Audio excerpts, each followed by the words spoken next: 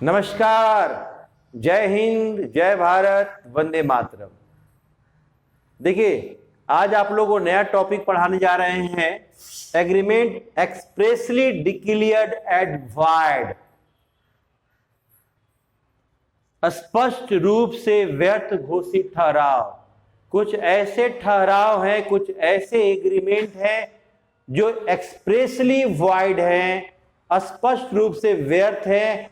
ये कभी भी इनफोर्सेबल ऑफ लॉ नहीं हो सकते हैं, कभी भी ये कानूनी रूप से ये अनुबंध नहीं बन सकते हैं। ये एग्रीमेंट के एग्रीमेंट ही रह सकते हैं।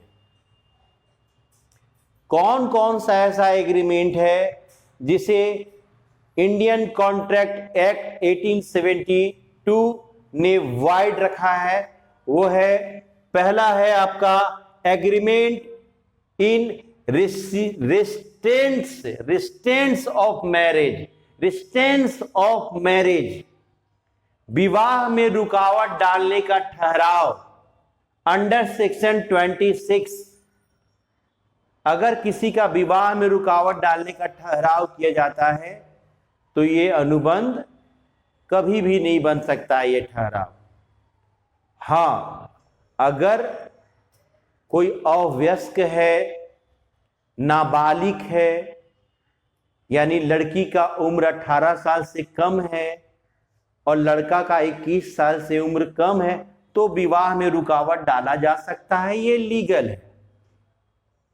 लेकिन अगर वो वयस्क हैं, लड़की ने 18 साल की आयु पूरी कर चुकी है और लड़का 21 साल से आयु ऊपर उसका पूरा कर चुका है और उन लोग विवाह कर रहा है, उन लोग का विवाह में रुकावट डालने का ठहराव कर रहे हैं, तो इसे वॉइड माना जाएगा, इसे एक्सप्रेसली वॉइड माना जाएगा। तो विवाह में रुकावट डालने का ठहराव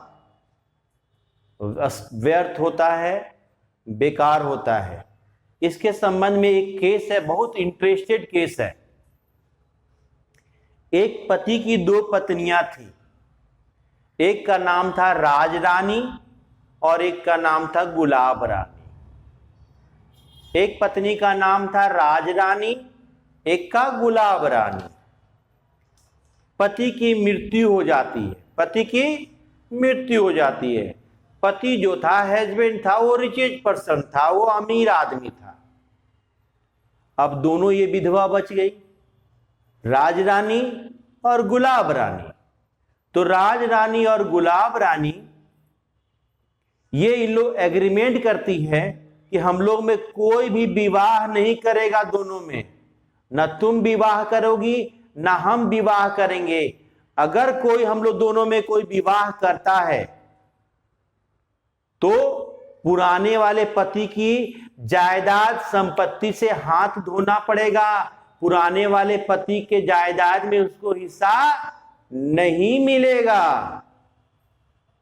तो इन लोग तो विवाह में रुकावट डालने का ठहराव की।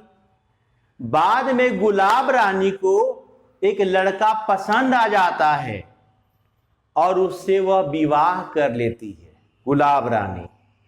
तो राज रानी बोलती है कि देखो, तुम तो बोली थी कि जो विवाह कर लेगा वो पति का संपत्ति को छोड़ना होगा, तुम छोड़ो, यहां से फूटो, यहां से भागो, पहले पति का संपत्ति छोड़ो। तो वह नहीं छोड़ी, गुलाब रानी जो है वह नहीं छोड़ी। तो राज रानी केस कर दी गुलाब रानी पे। कोर्ट ने यह निर्णय सुनाया, जज ने यह निर्णय दिया, यह डिसीजन दिया कि देखिए, आप लोग तो विवाह में रुकावट डालने का ठहराव किए हैं, ये तो शुरू से ही बेकार था, शुरू से ही व्यर्थ था। इसलिए गुलाब रानी शादी की भी है तो उसको पहला पति में संपत्ति मिलेगा ही, उसको आपको देना होगा, वो भी गुलाब रानी भी पहला पति का संपत्ति लेगी। तो विवाह में रुकावट डालने का ठहराव व्यर्थ माना जाता है। दूसरा है agreement is resistance of trade. Resistance of trade, व्यापार में रुकावट डालने का ठहराव। अगर कोई वैध व्यापार कर रहा है, अगर कोई लीगल बिजनेस कर रहा है, उसको बिजनेस को रोकने का कोई ठहराव किया जाता है तो ये भी व्यर्थ माना जाएगा, ये भी वाइड माना जाएगा। इसके संबंध में भी बहुत इंटरेस्टेड केस है। राजकुमार बनाम माधव दास, राजकुमार और राजकुमार दास वर्सेज माधव चंद। माधव चंद और राजकुमार दास दोनों बर्तन के, कलकत्ता के एक बाजार में बर्तन के दुकान था दोनों का। एक दुकान बगल में था माधव चंद का, एक का राजकुमार का। माधव चंद और राजकुमार दोनों का अगल बगल दुकान था, दोनों बर्तन बेचते थे। तो दोनों में कंपटीशन होता था, प्रतिस्पर्धा होता था। तो माधव चंद और राजकुमार कहते हैं काम किया जाए कि 3 महीना तुम दुकान चलाओ और 3 महीना हम दुकान चलाएंगे। तो दोनों आदमी हम लोग पैसा कमाएंगे और दोनों आदमी 3 महीना तक हम लोग आराम भी कर सकते हैं। तो माधव चंद अपना 3 महीना दुकान बंद रख दिया और राजकुमार दुकान में खूब बर्तन बेचा। अब 3 महीना खत्म हो गया तो माधव चंद बोला भैया अब आप दुकान बंद कीजिए, अब हम चलाएंगे। तो राजकुमार बोला हम नहीं बंद करेंगे, जाइए जे करना से कीजिए। तो माधव चंद केस कर दिए राजकुमार पर कि देखिए ये बोला था कि 3 महीना तुम दुकान बंद रखो, 3 महीना हम बंद रखेंगे, 3 महीना तुम चलाओ, 3 महीना हम चलाएंगे। तो कोर्ट ने, कलकत्ता का हाई कोर्ट यह निर्णय दिया, देखिए आप लोग तो लीगल बिजनेस कर रहे थे और लीगल बिजनेस को रोकने का ठहराव कर रहे थे, रिस्ट्रिक्शन ऑफ ट्रेड कर रहे थे, इसलिए दोनों आदमी आप लोग दुकान खोलिए, आपकी गलती है, आप लोग जानिए, दुकान आपको बंद नहीं करना चाहिए था। तो व्यापार में रुकावट डालने का ठहराव व्यर्थ होता है, कभी भी इनफोर्सेबल ऑफ लॉ नहीं हो सकता। ये आगे है agreement of resistance of legal proceeding. Agreement in resistance of legal proceeding, वैधानिक कार्य में रुकावट डालने का ठहराव। जैसे मान लिया जाए हम किसी को मान लीजिए हम मार दिए और उसका पैर टूट गया, अब वो केस करने जा रहा है, तो हम उसको कह रहे रे बाबू सुनो ना, एक काम करो ना, तुम केस मत करो, तुमको हम 10,000 रुपया दे देते हैं, ठीक है। तो उसको केस करने से रोकने का ठहराव 10,000 रुपया कह रहे, 10,000 रुपया तुमको दे देंगे, केस मत करो। समझ में आया कि नहीं? तो उसको वैधानिक कार्यवाही में रोकने का ठहराव कर रहे हैं, ये कभी भी इनफोर्सेबल ऑफ लॉ नहीं होगा, ये वैध माना जाएगा, ये वाइड माना जाएगा, स्पेशली वाइड माना जाएगा इसको।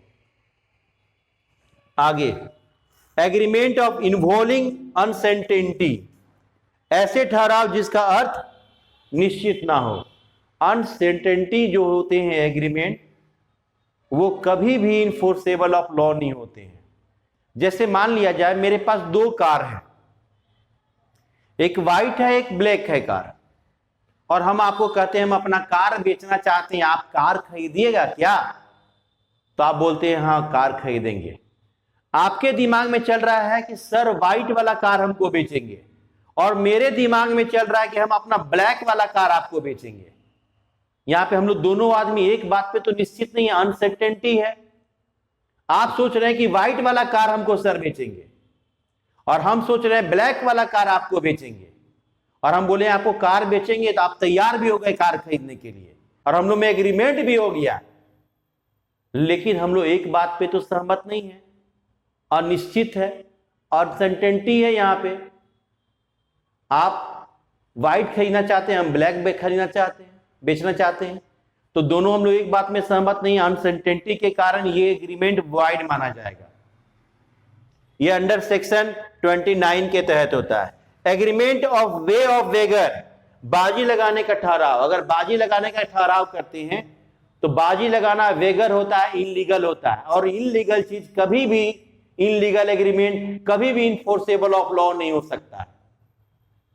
तो ऐसे ठहराव व्यर्थ माने जाएंगे, स्पेशली वाइड माना जाएगा अंडर सेक्शन 30 के तहत।